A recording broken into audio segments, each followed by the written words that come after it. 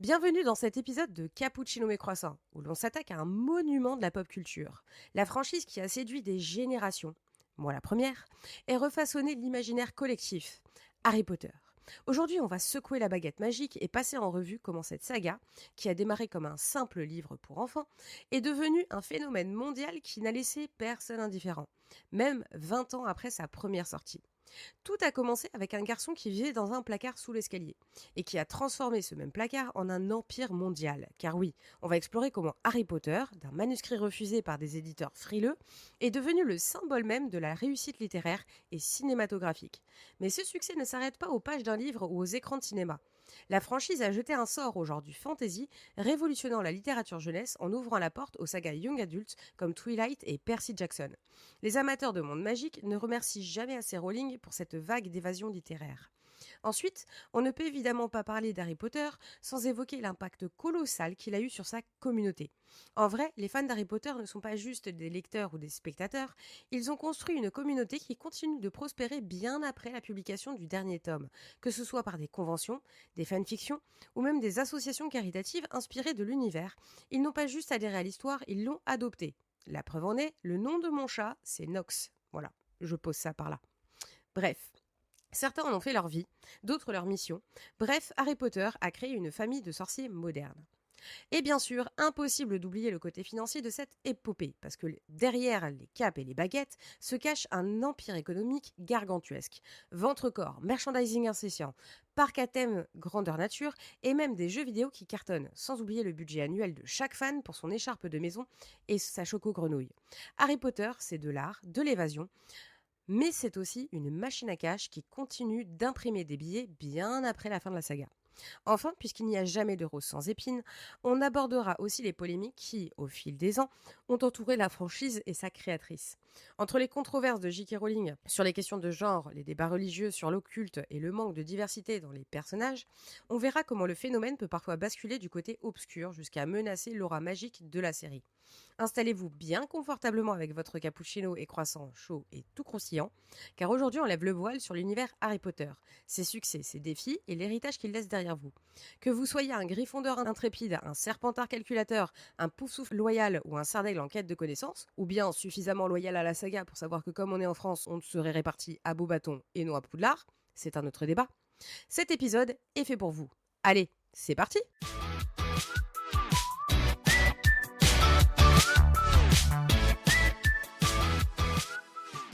Retour en 1997, un manuscrit inconnu, signé par une autrice alors sans renommée, J.K. Rowling, et publié par Bloomsbury après avoir été refusé par plusieurs éditeurs.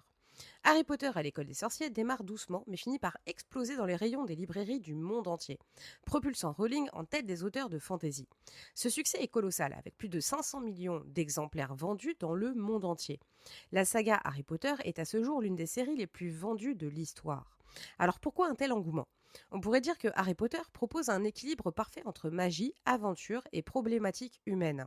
Les thèmes comme l'amitié, le courage et la lutte contre l'injustice résonnent auprès de toutes les générations. La série crée un monde où les lecteurs peuvent s'échapper tout en abordant des sujets qui touchent à la réalité, comme la discrimination, la tyrannie et même la perte. En d'autres termes, Harry Potter n'est pas juste un conte pour enfants. Il est une fenêtre sur les valeurs qui vont au-delà du monde fictif, et c'est peut-être ce qui explique sa longévité. Avec cet engouement, le monde de Poudlard s'ouvre à un nouveau média, en 2001, le cinéma. Warner Bros. Lance la première adaptation Harry Potter à l'école des sorciers et fait de la saga un pilier des films fantastiques pour une décennie. Grâce à des budgets colossaux, des effets spéciaux impressionnants et un casting qui deviendra culte, les adaptations cinématographiques transforment l'histoire en une expérience visuelle marquante. La production prend soin de respecter le matériel d'origine, ce qui ravit les fans, et s'investit aussi dans des décors immersifs, des effets visuels captivants et une attention aux détails qui donne vie à un univers magique dans toute sa splendeur. Les films continuent de rapporter des millions et de conquérir le public encore plus large, affirmant la place de Harry Potter comme une référence dans la culture populaire. Et c'est pas fini. Avec les films, la franchise s'étend à un merchandising global. Vêtements, jeux vidéo, jouets et même des parcs à thème à Orlando, Los Angeles et au Japon. Harry Potter devient un empire, une marque incontournable dans le monde du divertissement. Les parcs à thème où l'on peut visiter le chemin de traverse, déguster une bière au beurre ou même essayer des baguettes magiques transforment l'expérience de lecture et de visionnage en immersion réelle. Les visiteurs peuvent marcher dans les décors emblématiques, un rêve devenu réalité pour de nombreux fans. Et chaque parc génère des millions de dollars en revenus touristiques. Cette expansion crée un pont direct entre l'univers de fiction et notre réalité, marquant l'empreinte d'Harry Potter sur le divertissement moderne. L'impact de la saga va au-delà du divertissement. Elle a redéfini les standards du genre de la fantasy en rendant le monde magique accessible et captivant pour les lecteurs de tout âge. Avant Harry Potter, la fantasy était souvent perçue comme un genre plus cloisonné. La série a popularisé un univers qui n'exigeait pas une connaissance approfondie du fantastique, ouvrant la voie à d'autres grandes séries littéraires comme Twilight ou Percy Jackson. Aujourd'hui, la fantasy pour jeunes adultes est l'un des genres les plus prospères, avec des œuvres qui s'inspirent de ce modèle, où le héros traverse des dilemmes personnels autant que des batailles épiques. Harry Potter est bien plus qu'une série de livres ou de films, c'est une culture en elle-même, un univers qui a infiltré chaque coin de notre société, en abordant des thèmes universels tout en plongeant les lecteurs et spectateurs dans un monde riche et détaillé. J.K. Rowling a créé une saga intemporelle qui continue de captiver des générations entières.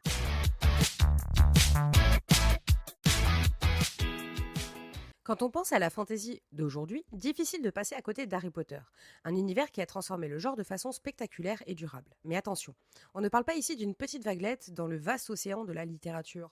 On parle d'un raz-de-marée qui a remodelé la fantasy pour des générations. Avec ses sortilèges, ses créatures mythiques et son école de sorcellerie nichée dans un château ancestral, Harry Potter a non seulement redéfini les attentes en matière de fantasy, mais il a aussi rendu le genre plus accessible et populaire que jamais. Avant l'arrivée d'Harry Potter, la fantasy était souvent cantonnée aux récits d'épée et de sorcellerie, à la Conan le barbare ou aux fresques épiques comme celle de Tolkien. Le monde de Rowling s'inspire bien sûr de nombreux classiques du genre, mais elle y introduit un concept révolutionnaire, un cadre magique qui pourrait presque passer pour réel, accessible et connecté au quotidien de ses lecteurs. Ce choix de l'autrice a radicalement élargi le public de la fantasy, attirant des jeunes qui jusque-là n'avaient jamais touché un roman de ce genre, ou du tout. En intégrant des éléments de notre monde moderne, un train à vapeur pour accéder à l'école de magie, un ministère pour réguler les lois des sorciers, Rowling a rendu cet univers familier et immersif. Ce choix a permis à de nombreux jeunes lecteurs de se reconnaître dans cet univers, brouillant les frontières entre le réel et le fantastique d'une manière jusque-là peu explorée. Par cette hybridation entre le monde réel et l'imaginaire, elle a ouvert la voie à d'autres auteurs de fantasy qui n'ont plus hésité à ancrer des mondes magiques dans des cadres proches du quotidien. Le succès de Harry Potter a aussi changé les attentes dans l'édition, ouvrant la voie à une nouvelle génération de romans fantasy jeunesse, avec des héros adolescents confrontés à des dilemmes personnels autant que des créatures magiques. La saga a inspiré des œuvres comme Twilight, Percy Jackson et même Hunger Games, qui ont chacune capitalisé sur cet attrait pour les héros jeunes et imparfaits. Ce modèle a non seulement propulsé la fantasy dans la littérature jeunesse, mais il a aussi ouvert la porte aux adaptations cinématographiques à grande échelle, créant une véritable industrie autour des univers fantastiques. Enfin, Harry Potter a donné naissance à une littérature qui s'adresse à des lecteurs de tout âge, en évoluant avec son public, d'un style simple au départ jusqu'à des thèmes plus sombres et complexes dans les derniers tomes. Rowling a créé un modèle pour d'autres auteurs, une série capable de grandir avec son public, de la jeunesse jusqu'à l'âge adulte. Cette approche intergénérationnelle a permis à la série de rester pertinente au fil des ans, renforçant son statut d'œuvre intemporelle dans l'univers de la fantasy moderne. Harry Potter a modifié les codes de la fantasy en la rendant à la fois accessible, moderne et profondément immersive. Rowling a su capter l'essence même du genre tout en le transformant, créant un précédent qui continue d'influencer les écrivains, les réalisateurs et les créateurs du monde entier.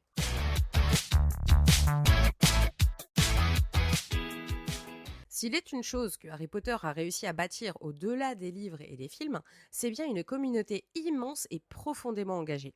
Ce qui a commencé comme un simple fan club s'est transformé en une véritable sous-culture, un mouvement mondial de fans qui ne se contentent pas d'admirer l'univers magique, mais qui l'utilisent pour redéfinir les valeurs sociales et même initier des actions concrètes dans le monde réel.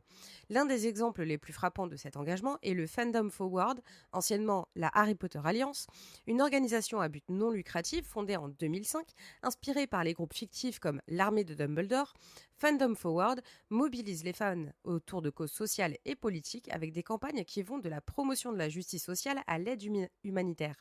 À travers des initiatives comme Axio Books, qui a permis de distribuer plus de 400 000 livres aux communautés dans le besoin, la communauté Harry Potter montre sa capacité à transformer sa passion en action concrète et positive. Mais l'engagement des fans va au-delà de l'activisme direct. Beaucoup ont trouvé dans les thèmes de la saga une source d'inspiration personnelle. Les thèmes de la lutte contre l'injustice, de la tolérance, de la résistance face à l'autorité résonnent fortement. Et pour beaucoup, cette histoire de magie est devenue une allégorie de la résistance au quotidien. Les injustices dépeintes dans les livres, envers les elfes de maison, les loups-garous ou encore les sorciers issus de familles non pures, ont donné au lecteur une perspective nouvelle sur les discriminations de notre monde réel. De nombreux fans affirment que la saga les a sensibilisés aux inégalités et que cela a influencé leurs choix et leurs valeurs en grandissant. Cette identification a donné naissance à un vaste réseau de contenus créés par les fans, des fanfictions, des courts-métrages, des forums RPG comme le mien, des illustrations et même des parodies théâtrales comme les pièces Puff, qui explore l'univers sous l'angle des personnages normaux de l'école de sorcellerie. Pour certains, cette production parallèle permet de s'approprier la saga d'une façon unique, voire de corriger certains aspects jugés problématiques ou trop restreints.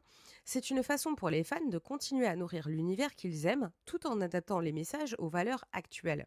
Un point intéressant à noter est que depuis les récentes controverses autour de J.K. Rowling, une partie de cette communauté s'est détachée de l'autrice. Réaffirmant que Harry Potter appartient désormais aux fans eux-mêmes, beaucoup ont choisi de poursuivre leur passion sans pour autant cautionner les propos de Rowling, en soutenant des initiatives de fans indépendants qui ne reversent rien à la franchise officielle. Cette séparation idéologique montre bien à quel point la communauté Harry Potter a évolué, passant d'un simple fandom à un mouvement culturel autonome. Ainsi, la communauté Harry Potter est un phénomène unique. Bien plus qu'une fanbase, elle est devenue un réseau d'activistes, de créateurs et de passionnés qui utilisent la magie de Poudlard et de son univers pour promouvoir des causes bien réelles et des valeurs d'inclusion et de justice. En somme, Harry Potter a peut-être été écrit par une seule personne, mais son héritage appartient désormais à des millions d'autres.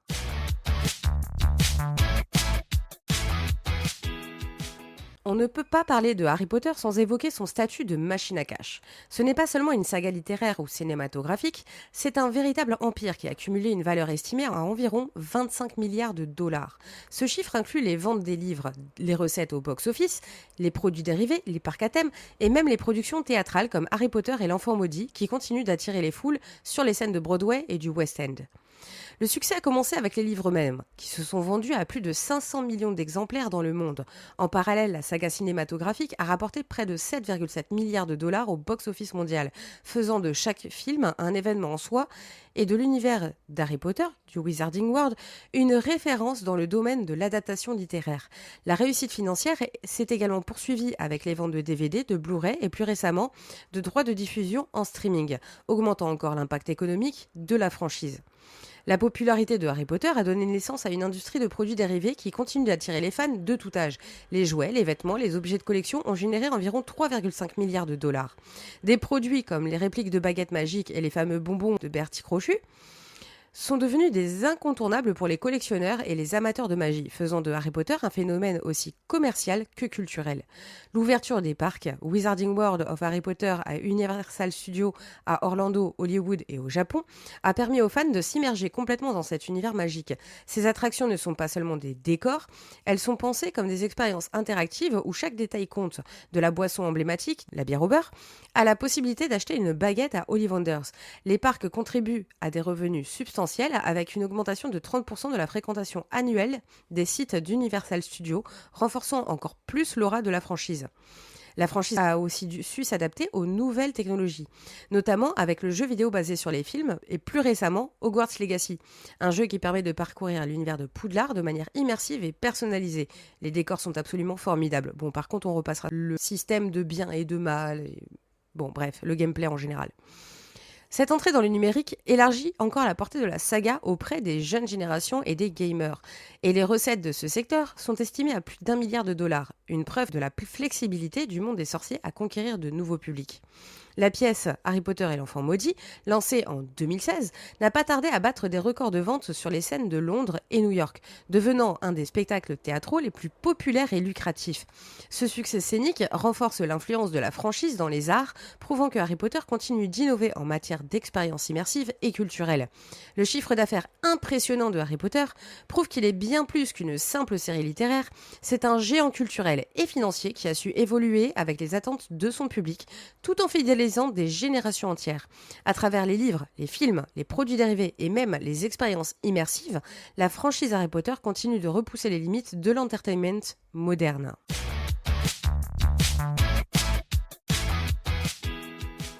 Même les sorts les plus puissants ne suffisent pas à protéger Harry Potter des controverses. Alors que cette saga est devenue un phénomène de la pop culture, elle s'est aussi chargée de plusieurs polémiques, des débats religieux aux accusations de transphobie envers J.K. Rowling, jusqu'à la critique de ses messages supposés racistes et stéréotypés. Si le monde magique est loin d'être menacé d'extinction, les défis et tensions qui l'entourent font partie intégrante de son évolution dans un contexte social en perpétuel changement.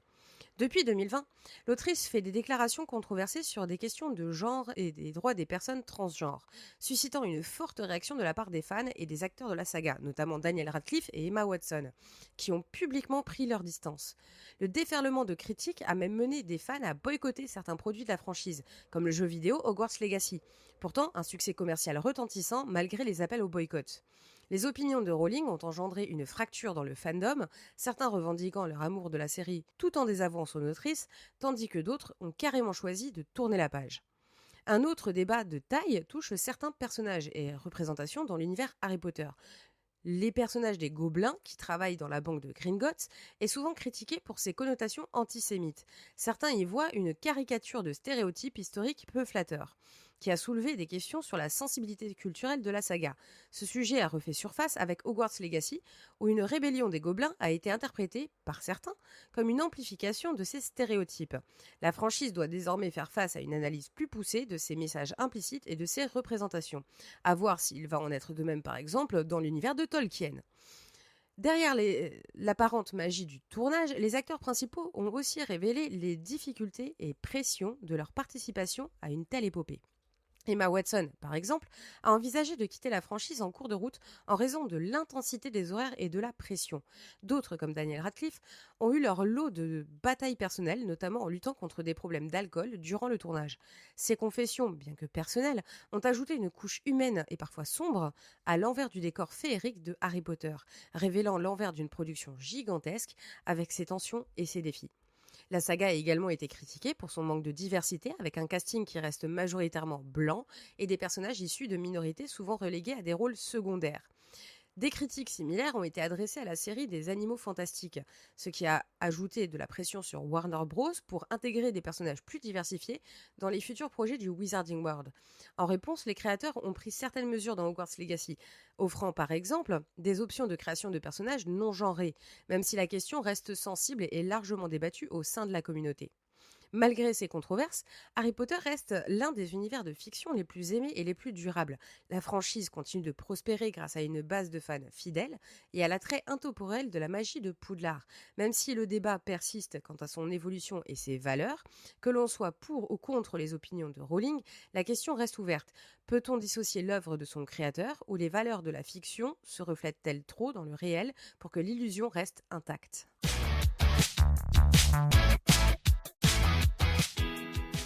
Et voilà, on a traversé ensemble le Wizarding World of Harry Potter, ce colosse de la pop culture qui continue de captiver, de diviser et d'influencer des générations.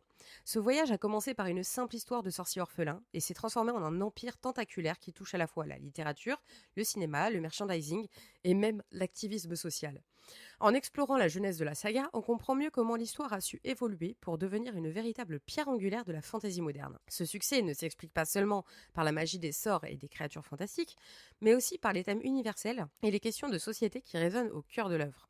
Si cette communauté de fans, aussi fervente qu'inventive, démontre quelque chose, c'est que Harry Potter n'est plus seulement une série, c'est une culture, un espace d'échange et même parfois une source d'engagement et d'action. Évidemment, tout ça n'a pas été sans heurts. Les controverses autour de J.K. Rowling et les critiques sur certains aspects de l'univers posent la question de l'avenir de la franchise dans un monde où les valeurs évoluent vite. Alors Harry Potter pourra-t-il conserver sa magie face à ces défis, ou est-il destiné à évoluer, à se réinventer, pour continuer de parler à un public de plus en plus exigeant? Une chose est sûre, avec ses parcs, ses produits dérivés et sa popularité intergénérationnelle, Poudlard ne va pas disparaître de sitôt. Merci d'avoir partagé ce moment avec Cappuccino et Croissant et d'être encore là, baguette en main, prêt à questionner ce qui nous fascine et ce qui nous rassemble. Si cet épisode vous a fait réfléchir, n'hésitez pas à le partager, à en parler et pourquoi pas à imaginer ce que pourrait être un avenir dans le monde des sorciers. La magie est aussi ce qu'on en fait, et comme le dit Dumbledore, il suffit d'allumer une étincelle dans l'obscurité. En attendant, je vous propose de me laisser vos avis et opinions en commentaire de cet épisode, que ce soit sur votre plateforme d'écoute ou sur mes réseaux sociaux, ou bien directement sur le site internet capcroissantmedia.com. Tous les liens sont dans la description, y compris si vous voulez soutenir financièrement le podcast en faisant un petit don. Je vous remercie et je vous dis à bientôt. Allez, salut!